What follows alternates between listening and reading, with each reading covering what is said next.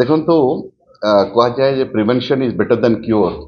ତେଣୁ ଆମେ ଆଶଙ୍କା କରୁଥିଲୁ କାଳେ କିଛି ସମସ୍ୟା ଉପୁଜିବ ଏବଂ ସୋସିଆଲ ମିଡ଼ିଆ ଗୋଟେ ଏମିତି ଏକ ଅସ୍ତ୍ର ଯାହାକି ଭଲ ପାଇଁ ବ୍ୟବହାର କରିହେବ, ତାର ଅପବ୍ୟବହାର ବି କରିହେବ। ତେଣୁ ଆମେ ଦେଖିଲୁ ଯେ ସୋସିଆଲ ମିଡ଼ିଆର ଯେହେତୁ ଅପବ୍ୟବହାର କରାଯାଉଛି, ସେଥିପାଇଁ ଆମେ ବାଧ୍ୟ ହେଇକି ଟିକେ ରେଷ୍ଟ୍ରିକ୍ସନ୍ସ ରଖିଲୁ ଏବଂ ପ୍ରଥମେ ଆମେ 24 ଘଣ୍ଟା ପାଇଁ ରେଷ୍ଟ୍ରିକ୍ସନ୍ ରଖିଥିଲୁ ଏବଂ ତାହା ରେଷ୍ଟ୍ରିକ୍ସନ୍ ରଖିବା ଦ୍ୱାରା ମଧ୍ୟ ଭଲ ପ୍ରଭାବ ପଡ଼ିଲା। ତାହା ସୋସିଆଲ ମିଡ଼ିଆକୁ ଅପବ୍ୟବହାର କରୁଥିବା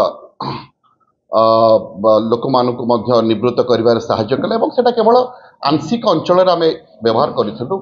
ଭଦ୍ରକ, ତିହିଡ଼ି ଏବଂ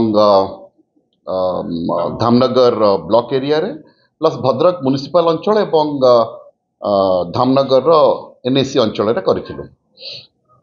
ତାପରେ କାଲି ଆପଣମାନେ ସମସ୍ତେ ଜାଣିଛନ୍ତି ଗୋଟେ ଅସ୍ୱାଭାବିକ ପରିସ୍ଥିତିରେ ମାନେ ଆମ ଜିଲ୍ଲାରେ ହେଇଥିଲା, ଜଣେ ଯୁବକ ତାଙ୍କର ଦେହାନ୍ତ ହେଇଥିଲା, ତାକୁ ନେଇକରି କାଳେ କିଛି ସମସ୍ୟା ଘଟିବ, ସେଥିପାଇଁ ଆମେ ଆଉ 12 ଘଣ୍ଟାର ତାକୁ ଏକ୍ସଟେନସନ୍ କରିଥିଲୁ ଏବଂ ଆଜି ତାର ଏକ୍ସଟେନସନ୍ ପିରିୟଡ଼ ମଧ୍ୟ ସରିଯାଇଛି ଏବଂ ସମ୍ପୂର୍ଣ୍ଣ ଶାନ୍ତି ଅବସ୍ଥା ଫେରିଛି ଏବଂ ଭଦ୍ରକ ଜିଲ୍ଲା ହେଉଛି ଏକ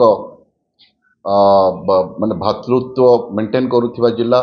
ଭାଇଚାରା ଏଠି ବଜାୟ ରହିଥାଏ। ସବୁବେଳେ ଆମେ ଦେଖିଛେ ରାମନବମୀ କଥା କୁହନ୍ତୁ କି ବକରିଦ୍ କଥା କୁହନ୍ତୁ କିମ୍ବା ବିଭିନ୍ନ ପ୍ରକାର ପର୍ବପର୍ବାଣୀ କଥା କୁହନ୍ତୁ, ସେଠି ଭାଇଚାରା ବଜାୟ ରହିଛି ଏବଂ ଅନେକ ଗଣେଶ ପୂଜାରେ ମଧ୍ୟ ରାମନବମୀରେ ମଧ୍ୟ ଆମେ ଦେଖିଛୁ ଅଲଗା ବିଭିନ୍ନ କମ୍ୟୁନିଟିଜ୍ ମାନେ ଏକତ୍ରିତ ହେଇକି ସେ ପୂଜା ପାଳନ କରିଥାନ୍ତି, ମାନେ ସେ ଫେଷ୍ଟିଭାଲକୁ ପାଳନ କରିଥାନ୍ତି। ତେଣୁ ଏହି ପରିପ୍ରେକ୍ଷୀରେ କାଳେ କିଛି ଗୋଟେ ସମସ୍ୟା ଉପୁଜିବ, ସେଥିପାଇଁ ଆମେ ଏଇଟା ରେଷ୍ଟ୍ରିକ୍ସନ୍ କରିଥିଲୁ।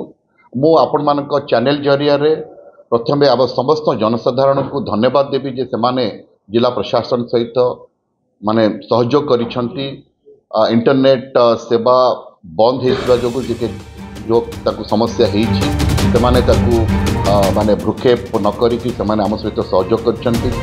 ମିଡ଼ିଆ ବନ୍ଧୁମାନଙ୍କୁ ମଧ୍ୟ ମୁଁ ଧନ୍ୟବାଦ ଦେବି ଯେ ସେମାନେ ଭେରି ରେସ୍ପନ୍ସିବଲି ବିହେଭ୍ କରିଛନ୍ତି। ଆମ ରେସ୍ପନ୍ସିବଲ୍ ମିଡ଼ିଆ ହିସାବରେ ସେମାନେ ମଧ୍ୟ ଜିଲ୍ଲା ପ୍ରଶାସନକୁ ସାହାଯ୍ୟ କରିଛନ୍ତି ଏବଂ ଜିଲ୍ଲା ପ୍ରଶାସନର ଏଇ ଯେଉଁ ନିଷ୍ପତ୍ତିଟାକୁ ମଧ୍ୟ ସେମାନେ ସମର୍ଥନ ଜଣାଇଛନ୍ତି। କାରଣ କୁହାଯାଏ ଯେ if you want to have an omelette you have to break some eggs.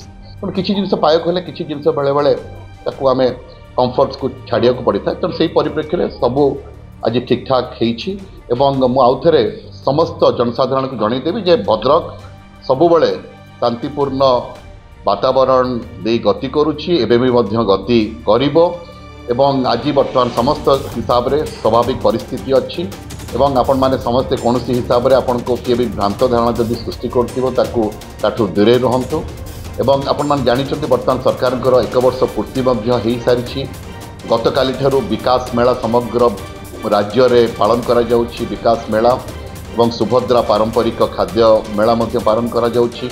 ତେଣୁ ଆପଣମାନେ ଆମେ ଏହି କାର୍ଯ୍ୟକ୍ରମଟିକୁ ନେହେରୁ ଷ୍ଟାଡିୟମରେ କରିଛୁ, ଯାହାକି ଭଦ୍ରକର କେନ୍ଦ୍ରରେ ଅବସ୍ଥିତ, କେନ୍ଦ୍ରାଞ୍ଚଳରେ ଅବସ୍ଥିତ। ତେଣୁ ମୁଁ ଆଶା କରିବି ଏଇ ଯେଉଁ ରଜ ବି ଆରମ୍ଭ ହେଇଯାଇଛି, ଆଜି ସଜବାଜ, ଆସନ୍ତାକାଲିଠାରୁ ପହିଲି ରଜ ଆରମ୍ଭ ହେଉଛି। ତେଣୁ ମୁଁ ଆଶା କରୁଛି ବହୁ ସଂଖ୍ୟାରେ ଆପଣମାନେ ଯୋଗଦାନ କରିବେ, ନେହେରୁ ଷ୍ଟାଡିୟମକୁ ଆସିବେ ଏବଂ ଭରପୁର ମଜା ନେବେ ଏବଂ ସରକାରଙ୍କର 1 ବର୍ଷ ପୂର୍ତ୍ତି ଅବସରରେ ସରକାର ଯେଉଁ ଲୋକାଭିମୁଖୀ କାର୍ଯ୍ୟକ୍ରମ କରିଛନ୍ତି, ଯାହା ଯାହା ଉପଲବ୍ଧି ସରକାରଙ୍କର ଅଛି, ସେ ବିଷୟରେ ମଧ୍ୟ ଆପଣମାନେ ହୃଦୟଙ୍ଗମ ହେବେ ଏବଂ ମୁଁ ଆଶା କରୁଛି ଯେ ଆପଣମାନେ ସମସ୍ତେ ଏ ବିକାଶ ପ୍ରକ୍ରିୟାରେ ସରକାରଙ୍କ ସହିତ ଜିଲ୍ଲା ପ୍ରଶାସନ ସହିତ ସହଯୋଗ କରିବେ। ଧନ୍ୟବାଦ, ନମସ୍କାର।